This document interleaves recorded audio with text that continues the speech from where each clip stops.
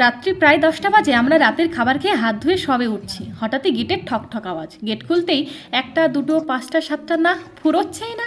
ওনারা আমার খুব একটা চেনা জানা না হলেও গল্পের সূত্রে জানতে পারে আমার ঠাকুমার দুঃসম্পর্কের কিছু আত্মীয় স্বজন। আর এটাও জানতে পারি আমাদের গ্রামেই কোনো এক বাড়িতে দুপুরবেলায় নেমন্তন্ন খেয়ে গ্রামটা ঘুরতে বেরিয়েছেন আর রাত্রিটা এখানেই কাটাবেন, তবে রাত্রে কিচ্ছুটি খাবেন না। তা বললে কি হয়, সেই দুপুরবেলায় খেয়ে এসেছেন, এখন তো রাত্রি 10টা। কি গো, যাও তাড়াতাড়ি গিয়ে চিকেনের দোকান খোলা পাও নাকি দেখো। প্রায় আধা ঘন্টা পর হাজবেন্ড ভিটে টিটে এসে বলে বাইরে বৃষ্টি নেমেছে, দোকান সব বন্ধ, অনেক ডাকাডাকি করে এই 400 মতন মাংস জোগাড় করতে পেরেছি। আমার তো শুনে মাথায় হাত, 8জন মানুষ আর 400 মাংস।